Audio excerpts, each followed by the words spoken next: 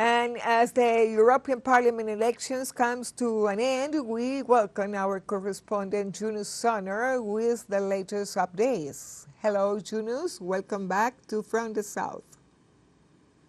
Hello, good evening from Berlin, the capital of Germany. The majority of the countries have finished voting, and we have already some preliminary results that indicate a clear tendency.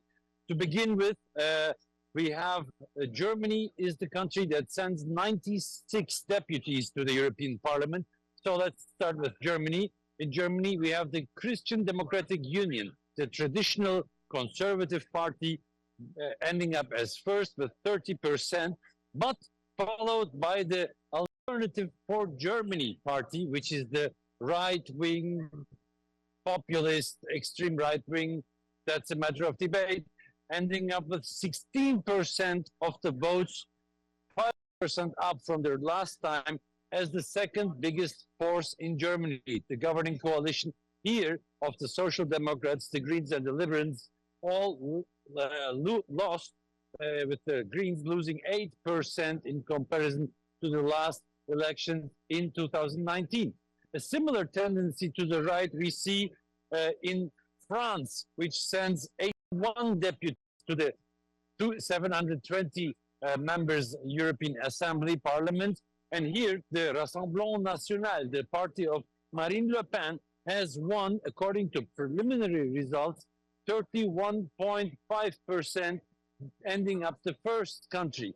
A lot of people say this vote indicates that in the next presidential candidates, Le Pen will also win the presidency in France. Another country with a right-wing populist victory is Austria, that sends 20 members to the European Parliament. Here, the Libertarian Austrian party has gained 27% of the votes, followed by the traditional Conservative Party and the Social Democrats, both left behind with 23%.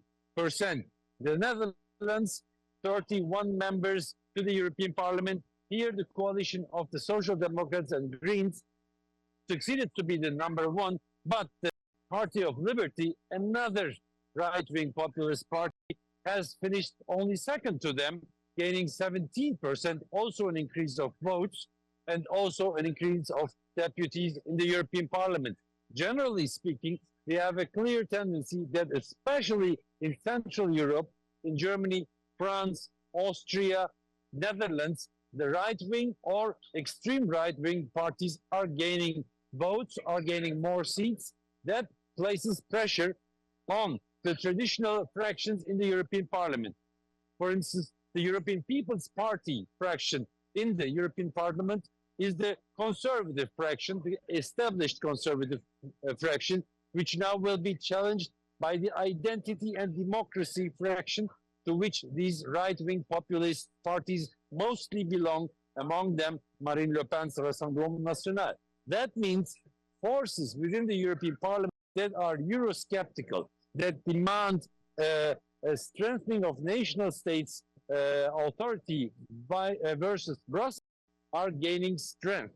The place I am here is this party center of the Alliance of Sarah Wagenknecht, a newly founded party here in Germany from the left, but that shares certain points with these parties in terms of seeking peace and diplomacy in Ukraine and limiting Brussels authorities as well. This party was founded in 2024, January, some months ago, and gained from 6% in these elections, which, and will send also 6 deputies to the European Parliament. So it's a kind of weird exception to this general trend, but this general trend is obvious, which states that the European Parliament, those political forces which demand a relaxation of the European Union, which reject transferring authority to Brussels, are gaining strength. And here in Germany, even some political forces are calling for